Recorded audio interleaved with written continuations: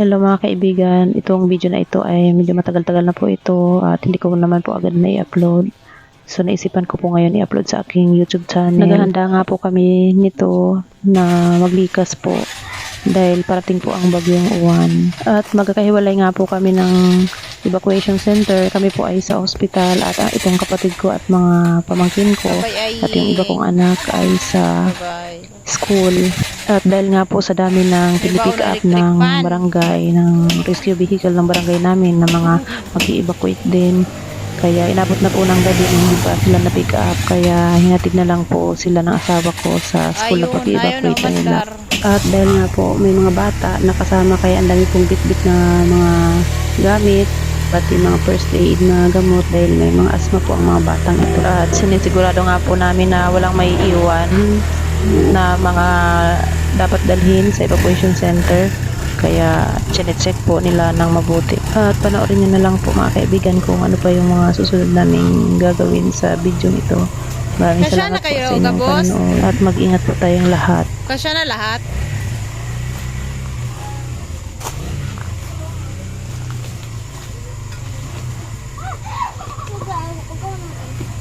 Kasya lahat kaya? Kasya na lahat?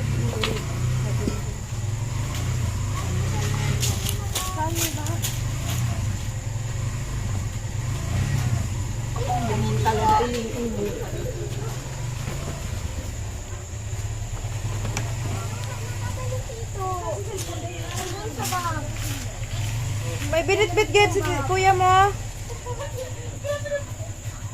Si Jayden. Den.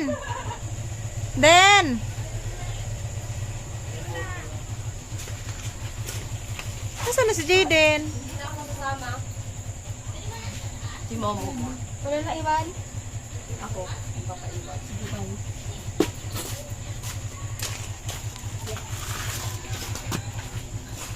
Wait lang, yun pa ako basa. Bye. Ingat kayo, be. Bye. Nandiyan din si Ma'am. Mayan din si Jassel, ah. Ibuboy ako dyan. Bye-bye. Ingat. Ingat na lang. Okay. Magpapatid na lang kay papa mo sa ospital. Kasya na lahat? Doon daw sa dating kwarto nyo na pinag-anuhan.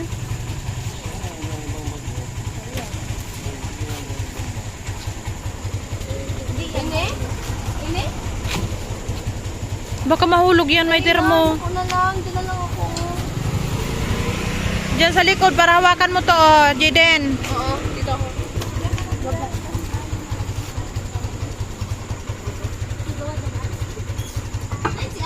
O, yung mga gamit nyo, ha?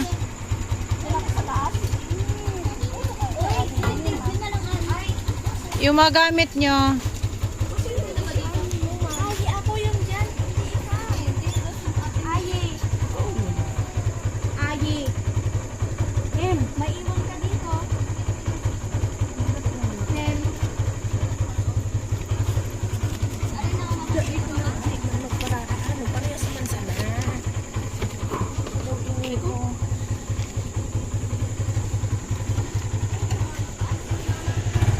Bye-bye. Ah, Bye-bye, Mama. Ingat. ingat. Bye-bye. Doon daw kayo sa dating, yung last na pag-evacuate. Bye-bye. Bye. Ingat kayo. Gabi sa inyong lahat mga kaibigan. So ayan ang bahay namin. Tinupi na yung mga higaan dahil yun, naghahanda kami para sa pag-evacuate. Kasi yun, darating yung bagyo. Si bagyong Uwan. So ito, dadalhin ko to sa ospital dahil doon kami nag-evacuate kasi yung nanay kong bedridden doon, hindi pwede sa evacuation center sa school. So doon po kami. Yung may iwan lang dito sa bahay yung asawa ko, pero hindi, yung lugar namin ay hindi prone sa baha. kasi nasa mataas na lugar. Hindi rin kami prone sa landslide.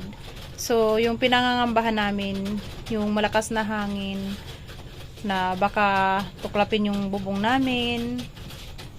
Yun lang yung medyo delikado dito sa lugar namin. Pero yung baha, yung landslide, hindi po malayo po dito yung gano'n na pwedeng mangyari.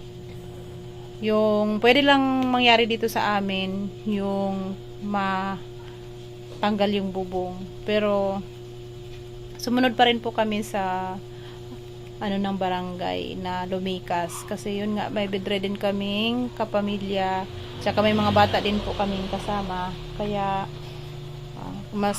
siguro mas ligtas kami doon kasi yung bubunga namin medyo mahina na din.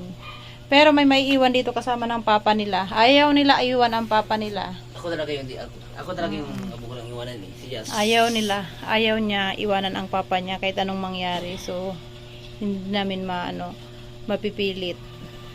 Anyway, hindi naman masyado nakakapag-alala kasi yun nga, hindi bahain yung lugar namin kasi mataas nga yung lugar namin. Hindi rin prone sa landslide, kaya medyo kampante naman ako na iwanan sila dito na mag-ama kasama yung isa ko pang anak. Yung nakakapag-alala lang dito sa amin, sa lugar namin, yun talaga yung malakas na hangin na pwedeng ilipad yung bubong namin. So ayan, yung nanay ko nandoon na po sa ospital kasi pinick up na po kanina. Kasama ako kanina. Bumalik lang ako kasi kinuha ko yung blender ko na pagkain niya. Tapos yung ibang mga gamit katulad nito. Tsaka dalhin ko din po itong reclining chair. Kasi wala kaming matutulugan ng anak kong panganay na kasama ko doon sa ospital. Na magbabantay sa nanay ko. Wala kasi kaming pwedeng matulugan kasi may mga katabi din kami. Doon sa hospital bed yung nanay ko. So, wala. Nakaupo lang kami magdamag. Magdamag kami lang nakaupo. So, pagkahatid ko nito, yung hospital kasi dito sa amin, walking distance lang, 5 minutes lang, galing dito sa bahay namin. So, ito yung binalikan ko, pati yung pagkain niya. Tapos, pagkahatid ko nito, pagkatapos na maayos ko yung nanay ko, babalik ulit ako para tulungan yung asawa ko na iligpit yung mga gamit namin doon sa shop. Tapos, magpapahatid na lang ulit ako sa kanya doon sa hospital. Ito mga kaibigan, yung maliit namin na shop. Ito, monitor ng isang computer namin, nasira na. Pero ito, working pa po ito. Yung CPU lang yung sira. Tapos, ito po, yung mga printer namin. Isa sa baba. Ito yung PC ng asawa ko, yung isang printer. Printer din. Ito yung laminator. So, tsaka yan na. May mga school supplies dyan na konti. Kailangan namin iligpit dahil ito pong shop namin ay sira-sira na din, tsaka gawa lang sa light materials. So yan po yung bubong. Yan. Kaya kailangan siya iligpit. Ilalagay ng asawa ko sa plastic, na ilagay namin sa plastic garbage bag, tapos iuwi namin doon sa bahay. So yung asawa ko po naghatid sa kapatid namin na mag-evacuate doon sa school kasi hindi pa po nagpipick up na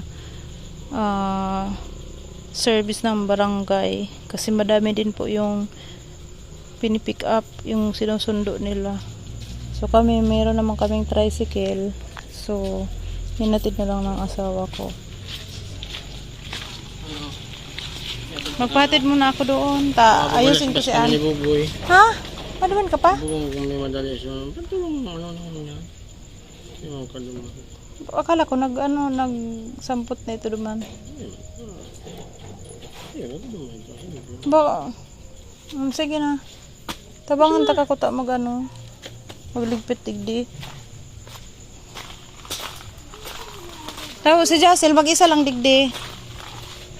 Jacel, i-close mo nga muna doon. Mag-isa ka lang dito. Pupunta sila sa balas-balas. Magpapakain ng aso doon. I-lock mo doon. Mag-isa ka lang dito, oh.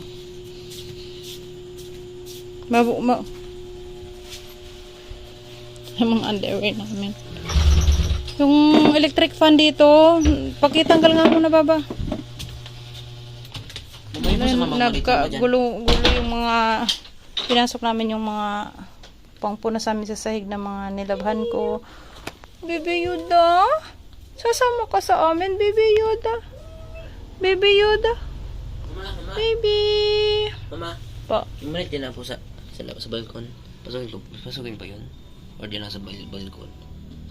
Kasi yung maliit din na po sa yung hindi naman sa atin. Yung random na sa balkon. Bakit kaya pinabayaan na yan? Dito pa lang sa balkon eh. So, hatid namin muna ito sa ospital para may maupuan si Ate Jade. Ikaw? Sama ka, baba? Ito ma. Oh. Ito ma. Ito ko. Ngayon, may ampun ka na naman. No. Ito na. Makakagatin ka, uy. Isamahan mo nga ako, baba. Dalhin natin, bitbitin natin ito. Oh. Ihatid natin sa ospital. Okay, kung hindi doon mainit. Mainit yata doon. Dalhin namin yung electric fan. Hindi na electric one kasi ka lang yata yun.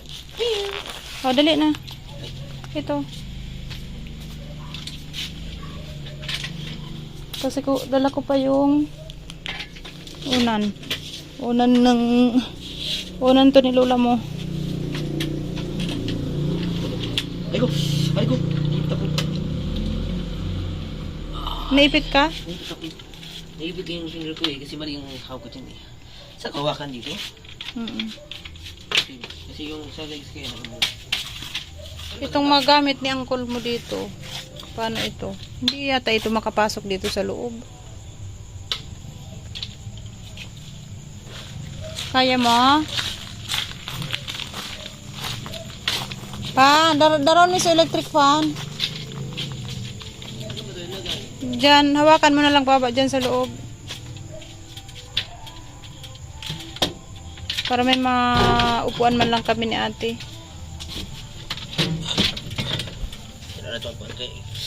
Aray ko. Nasugat ka? Sino mo? Sino yung ibit mo ah? Yung ibit sa akin. Yung mula. Na naman yun. Ito mo. Garok yung batang nano. Masakit. Ibit niya. Ano kaya yung electric fan? Idaran lang yun. Mamaya na lang pagbalik kasi babalik ako dito anak. Tulungan ko si Papa iligpit yung ano sa shop. Baka ilipad kasi yan. Yung bubong.